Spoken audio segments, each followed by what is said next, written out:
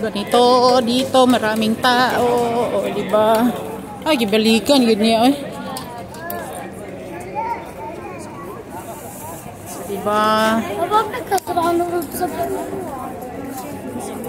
Ganyan yung ibang lahi. Hi, Baba. Si Baba oh. At mga ano din dito eh. Ganito dito paghapon, oh, di ba? May mga raming mga tao, oh. Ang gaganda. Ito yung tinatawag na Sokwagif. Daming tao. Oh. Yeah, there's camels here. Ano na itong pagka-Facebook ko? Kaya ito katabian. Pa-activate mo na nga itong pagka-marites. Ang atong sayan alam. Kanina kung walang kabuhay-buhay, ngayon nabuhayan na kami. Oh, maraming tao. Hindi kasi busog na. Busog na. Gutom yun kanina eh. Gutom yun kanina. Oh, daming tao talaga. Oh, makikita niyo. Oh. Naglalabasan na yung mga tao. Asa ka, Ji? CR. CR? Oh, diba? May mga X-small, extra large, large, medium. Oh, ganda. Oh.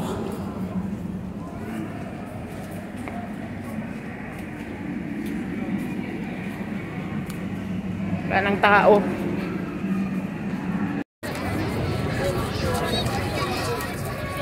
Oh, di ba? Ang dami, oh. Kala niyo, ha? Oh, daming ibon, oh. Marami rin kalapati. Wow! Uy, ito na. Ito na ang mga pangyayaring pagdi-day-off namin, oh. Tingnan niyo, oh. Parang Pilipinas. Ang dami din yan dito sa Qatar. Kala niyo, ha? Oh. Kalapati, ang dami. Sa dami ng tao, oh. May makikita ka pang camel. First time kong makita ng camel. Gusto ko sanang sumakay kaso kawawa yung camel, baka hindi ako baka mahirapan pala yung camel sa sobrang bigat ko, pambata lang talaga siya. Pero may mga ganyan din na sasakyan ng camel sa disyerto. Dito kasi parang pambata lang yan eh.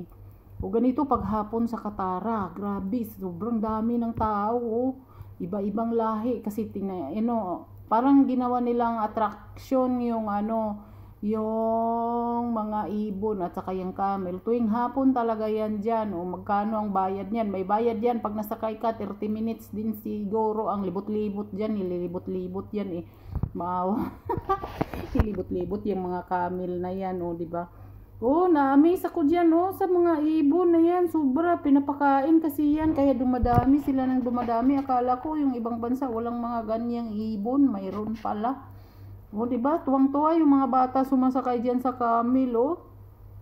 Sarap siguro sumakay dyan. Kaso parang parang mahirapan siguro yung camel pag ako ang sumakay dyan kasi sobrang bigat ko. O, diba? Huy, first time ko makakita talaga yung dito inilibot-libot. Sarap sumakay ng ganyan, nakakaawa nga lang. Pagkatapos niyan, luluhod yan. Parang parang tao. Tapos mahirapan silang luluhod. Kasi pinapaluhod lang yan dyan hanggang mananatili. Behave yan kasi mga camel, hindi yan nagwawala, hindi kagaya ng kabayo. As in, pagkatapos niya mag-ikot-ikot, uupo lang yan, oh. Diba, ang dami din yan dito sa Qatar. Uy, akala niyo wala. Sobrang daming ganyan dito sa Qatar. Oh, pinapakain yan tuwing hapon, oh. Diba, oh, nakita niyo paano lumuhod yung camel, oh. Tignan niyo paano lumuhod yan. Parang 15 seconds lang pala ang ikot niyan, oh. Tingnan mo, yan, oh. Nahihirapan yung camel, lalo na siguro pag ako. Uy, Diyos ko, nakakaawa ang camel, oh. Ganyan lang siya, oh. Oh. Diba? Tingnan mo lang ang camel niyan, pag yan ay lumuhod, nakakaawa, oh. Hindi yan tatayo dyan hanggat walang pasayro, namamasayro yung camel na yan, tatayo din yan mamaya, eh. Ganyan lang sila, behave ang camel kaysa kabayo. Iniiwan yan, no? Yung ibang yung kabayo pa yan, nagwawala na siguro yan dyan pag iniiwan. Naninipa na yan talagang camel, behave. Tatayo lang yan dyan pag may pasayro siya. Mahal din ang bayad niyan, 15 real, kumbaga sa atin 200. O diba, ganyan lang experience ko dito sa Qatar. Sobrang saya, no? Oh.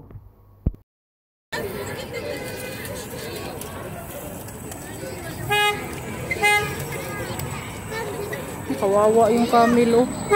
Kawawa yung camel, nakaluhod lang. Agoy, ginoo ko. Uy, nung lumod siya na ano din eh, nangangatal din sila eh. Uy, napagod din sila. Uy, Diyos ko po.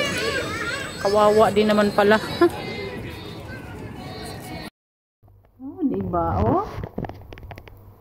Behave na behave sila. Oh. Samantala, wag yan ito, pag ano, paghapon dito sa Qatar, ito yung tinatawag na, hindi pala ito Qatar, Sukwagif.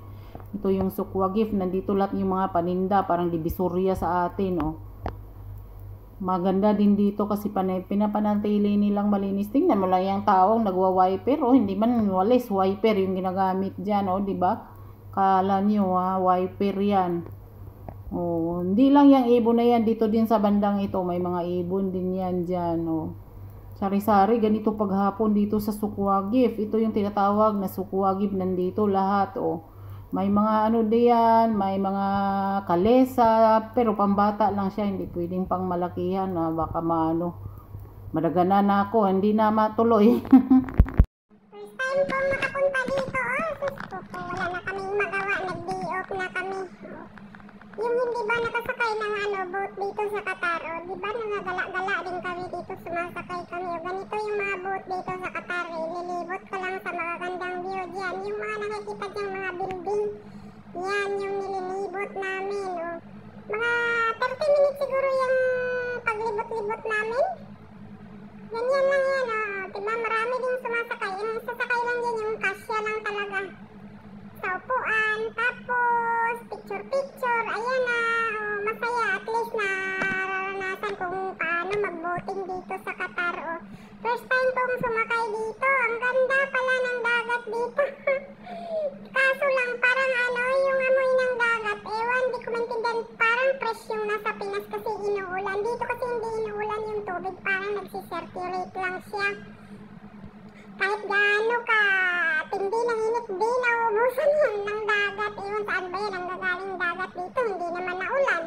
As in, hindi dito naulan, so ang sa year lang ditong naulan tuwing December lang ata, October, November, mga ganyan yung part ang ulan dito. Pero mahina lang, hindi talaga kagaya sa Pilipinas, laging binabagyo. Yung tubig ba, nagsisirculate kasi binabaha. Dito, paikot-ikot lang yung tubig na yan, yung dagat. Parang matapang yung dagat nila dito kasi walang ulan, init lang.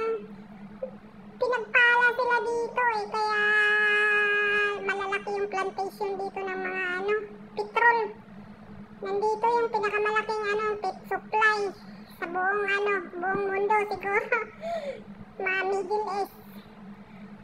Kasi hindi niya inuulan. Kasi sabi nila pag inuulan daw, wala na daw mangyayaring gas kasi daw yan. Dito maganda dito maganda yung population, maganda yung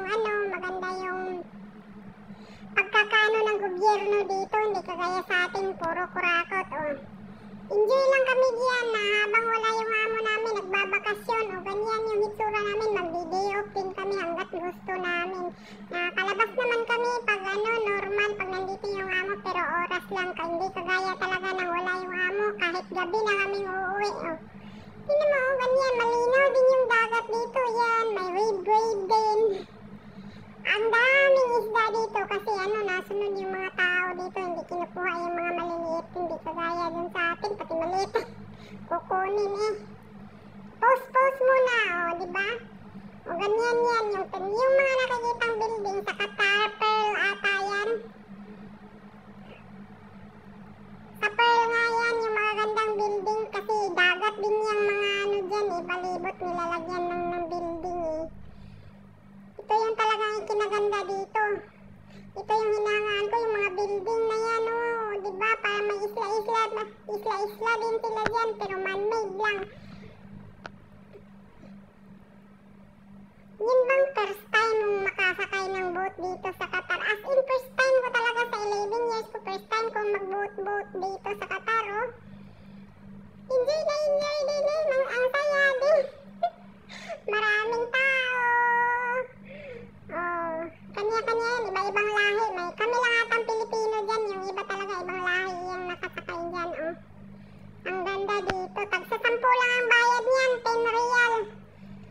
diba, at least napasaya ko yung buong buhay ko dito 11 years na hindi man lang nag-ikot-ikot dito. Nasa bahay lang kasi ako, Tagaloto. Yan, pag gabi na dito, ang ganda tingnan ng mga building yan kasi yung lighting niya, attractive kahit tingnan. Marami din mga nagbubuting, hindi lang kami. O, diba, maganda dito, yung dito, yung dagat o kalmado. Sobrang init dyan masting init, ang gala-gala pa rin kami, walang patawad, hindi namin pinapatawad, diba? May mga magaganda yung mga ibang lahi dito, tatangos ng ilong. Bakit kaya mga Pinoy hindi pa tatangos ng ilong? Bihira lang, pero sila puro mga ibang lahi lang, dalawa lang kami diyan ang kasama ko. Marami din nagbubuting kasi maganda magbuting paggabi at saka pag taglamig. Pag taglamig dito, taglamig din, pero pag init din sobra, abot ng 40-50 degrees.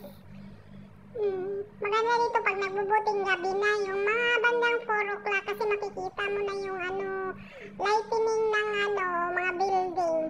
Pag naman, pag winter naman, magaganda din tingnan dyan kasi hindi masyadong mainit. Makikita mo yung mga isda dyan sa ilalim, ang dami-dami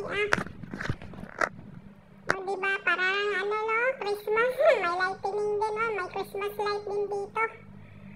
Ma-enjoy din kami sa pagbubuot namin dyan, ayan tingnan mo yung parang isla. Ang galing nila, nagagawa nila yan sa kalagitnaan ng dagat.